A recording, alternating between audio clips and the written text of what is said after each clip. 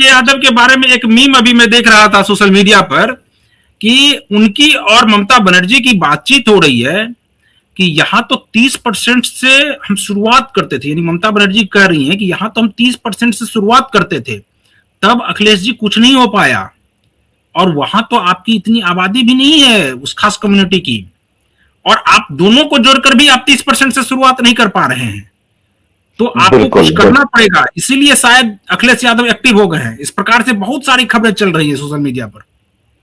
हाँ देखिए, और एक चीज और मैं बोलूं कि देखिए, बिहार में जिस तरह से कुशवाहा समाज से आने वाले सम्राट चौधरी को मुख्यमंत्री बनाया, तो मैंने देखा कि यूपी में भी सोशल मीडिया पर जितने कुशवाहा, मौर्य, शाक्य, सैनी, क्योंकि यहाँ पे हरियाणा में सैनी समाज को बनाया गया मुख्यमंत्री, और पश्चिमी उत्तर प्रदेश में सैनी समाज की आबादी अच्छी खासी है, तो एक जो गैर यादव ओबीसी जो है उसका ध्रुवीकरण बीजेपी में बहुत तेजी से फिर से हुआ है।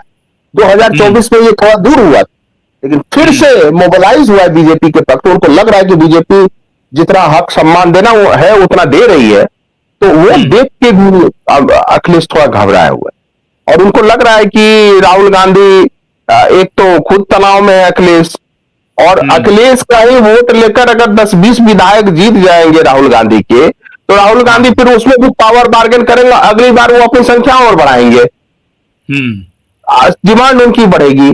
और देखिए, मैं इसमें देखिए बंगाल और यूपी में क्या समानता है, बंगाल में भी लोकसभा चुनाव में टीएमसी ने ठीक ठाक प्रदर्शन कर दिया था, बिल्कुल, और यूपी में भी अखिलेश ने ठीक ठाक प्रदर्शन कर दिया है, और उसके बाद दोनों सबसे ऐतिहासिक प्रदर्शन कर दिया है, और वहां भी उस प्रदर्शन के आधार पे ममता बनर्जी, अभिषेक बनर्जी, साइनी घोष, महुआ मोइत्रा और कुणाल घोष, कल्याण बनर्जी, ये सब ने जितना ड्रामा किया, सब उनका मजाक उड़ा रहे। कल्याण बनर्जी का चूक कित कित कित कित कित कित कित कितना पे आ गया, कित कित 214 से शायद गिर के 80 पे आ गए, कित कित कित कित कित कित।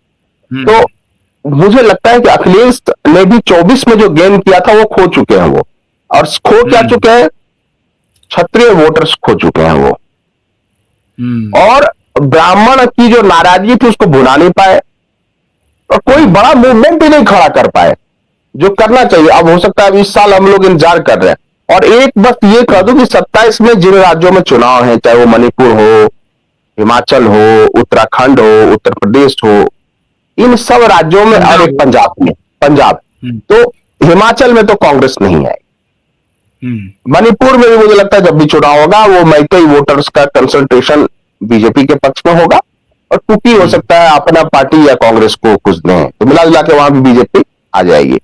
उत्तराखंड में निश्चित रूप से एक आपको कांग्रेस की संभावना है, लेकिन कांग्रेस आपस में कई ध्रुवों में बटी हुई है, अलग अलग, हरक सिंह रावत का अलग एक गुट बना हुआ है, हरीश रावत का अलग गुट बना हुआ है, प्रीतम सिंह पवार का अलग गुट बना हुआ है। इसके अलावा उत्तराखंड में कुछ क्षेत्रीय छोटे छोटे पार्टियां खड़ी हो गई, यूकेडी जो कुछ वोट काट लेती हैं, स्वाभिमान मोर्चा उत्तराखंड का, तो ये करो। और इसके बाद मतलब वो ऐसा ना कि जो सरकार विरोधी गुस्से वाली वोट है, इंडिपेंडेंसी वाली वोट है, वो छोटे छोटे जो दल खड़े हुए हैं वो काट ले 2-2, 4-4 हजार, और चूंकि पहाड़ी इलाकों में इतना वोट नहीं होता। उसी तरह हिमाचल में तो सुक्खू सरकार के खिलाफ बहुत ज्यादा नाराजगी है, बहुत ज्यादा नाराजगी है, तो वो हिमाचल तो रिटर्न नहीं कर पाएगी, वैसे भी 5 साल में बदल देते हैं हिमाचल।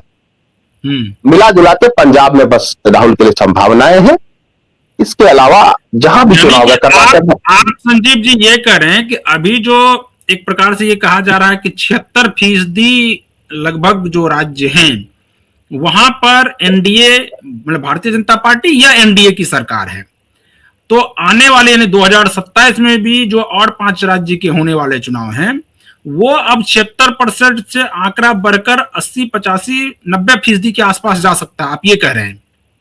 अगर आप इसी तरह से कह रहे हैं कि यहां भी कांग्रेस नहीं जीतेगी, वहां भी कांग्रेस नहीं जीतेगी, यूपी में भी कांग्रेस तो खैर है ही नहीं, और आपके हिसाब से अखिलेश यादव के आने की भी संभावना बहुत कम है, तो फिर एकमात्र राज्य पंजाब बचता है जहां पर कुछ होप है। अगर वहां भी बात नहीं बनी तो कांग्रेस तो नहीं, लेकिन 80-85% जो राज्य है उस पर एनडीए या भारतीय जनता पार्टी का कब्जा होगा। बिल्कुल, देखिए कांग्रेस को, हाँ ये बिल्कुल सही कह रहे हैं। देखिए हमें यूपी के बारे में अभी कुछ अर्ली प्रोडिक्शन करना ठीक नहीं होगा, क्योंकि देखते हैं अखिलेश अगले 4-5 महीने में क्या मूव करते हैं। Is a very smart politician, और उनके पास रिसोर्सेज भी है, एक आधार भी है, पॉपुलर भी है। तो अखिलेश को डाउनसाइज करके देखना मुझे लगता है गलती होगी बीजेपी के लिए भी, और ये चीज 24 में वो भुगत चुके हैं। लेकिन अखिलेश को वो गलती नहीं करनी चाहिए जो ममता बनर्जी ने की, जो तेजस्वी ने की। अपीजमेंट के ज्यादा करेंगे, हिंदू मोबिलाइज हो जाए, क्योंकि अब बर्दाश्त करने की स्थिति में हिंदू नहीं है कि आप एक धर्म को फूल माला चढ़ाए और सनातनियों को बार बार आप अपमानित करें। आप राजकुमार भाटी का स्टेटमेंट सुनते हैं, सुनिए, आग लग जाएगी किसी सनातनी को, एक वोट नहीं मिल रहा है इनको। और आप देखिए जिस अयोध्या में जीते, यानी कि आपके हिसाब से संजीव जी, आपके हिसाब से संजीव जी, कि अगर अखिलेश यादव को सबसे पहले अगर कोई कार्रवाई अपने अंदर करने की जरूरत है, और वो कार्रवाई ये है कि भाटी जी को तुरंत पहले प्रवक्ता पद से हटा दें। अगर भाटी जी को प्रवक्ता पद पर रखते हैं तो ये उसी प्रकार से होगा जैसा कि आपने कहा कि आरजेडी के साथ हुआ, कंचना यादव और जो प्रियंका यादव है उनके केस में। तो पहले आप उनको ये सलाह दे रहे हैं कि पहले आप इस भाटी जी को हटाइए, तभी कुछ बात बनेगी। अगर ये भाटी जी जैसे लोग और भी आएंगे तब फिर आपका आना बहुत मुश्किल सा लगता है, ये आप कह रहे हैं? नहीं, देखिए भाटी जी जैसे लोग जो हैं वो मतलब ऐसा नहीं है कि वो उच्च वहां से हो रहा है इस विचारधारा का, यानी वहां से शुरुआत नहीं होती है, वो फिनोमिना है।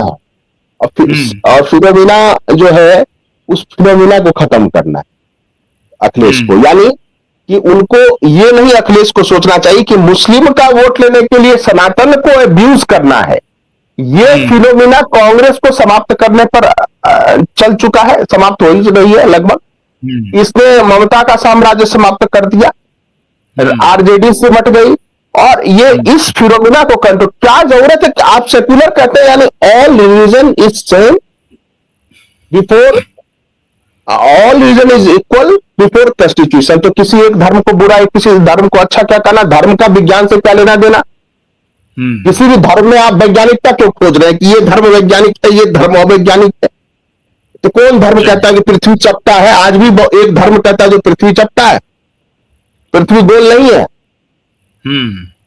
लेकिन आप उसको वैज्ञानिक करने में साबित लगे हुए। 3 तलाक हलाला निकाह में आपको आइंस्टीन, न्यूटन, गैलीलियो दिखता है। दिक्कत ये, तो ये फिर तो हिंदू मोबिलाइजेशन होगा ना।